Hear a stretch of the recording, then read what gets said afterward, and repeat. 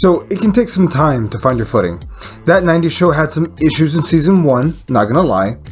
It wasn't out and out bad, it just felt like it was leaning too much on the tropes of its predecessor.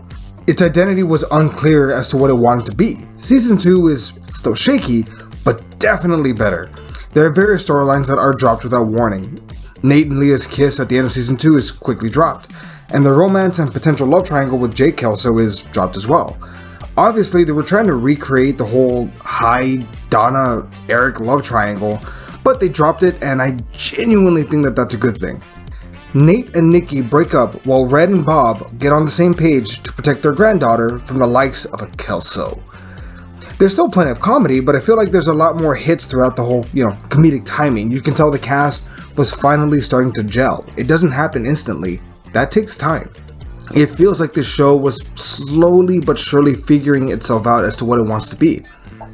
We do get a lot of frequent tropes like teens getting jobs at the mall together, hot topic with Leia, catching Gwen sucking face with the guy from Abercrombie Fitch, and I mean the whole Romeo and Juliet romance, and I hate to say this, but for people my age, that's actually pretty damn funny.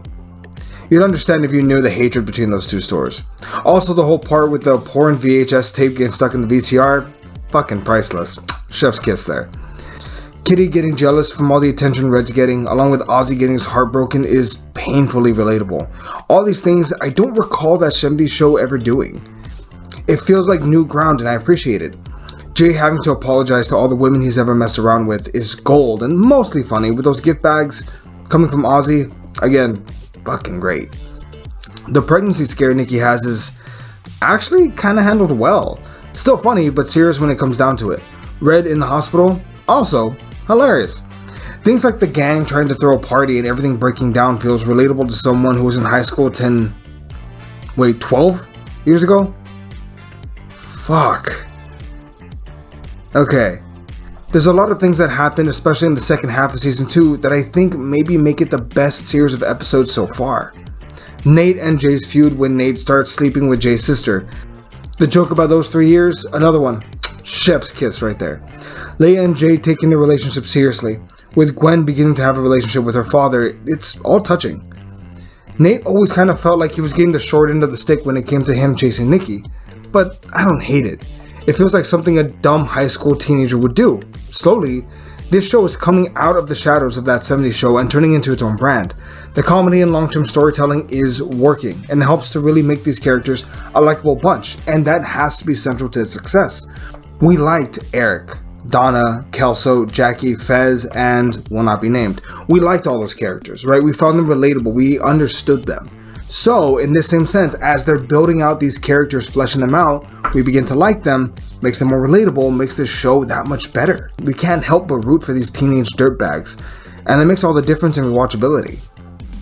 While the shows do lean on each other in terms of storytelling, the humor has only gotten more adult in the best ways.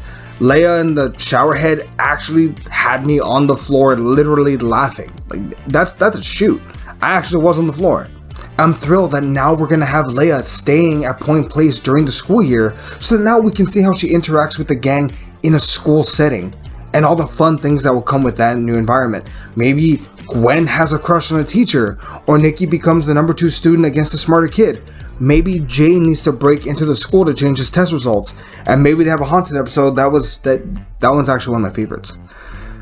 The future of this show feels bright, and I'm looking forward to the 3rd season. It feels like this show is really taking its time to grow, away from the nostalgia-laced roots, and forge its own brand.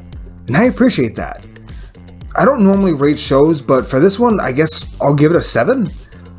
But what about you? What has been your favorite moment from this season? Let us know down below. We really appreciate it, and we'll catch you all next time. We'll see everybody.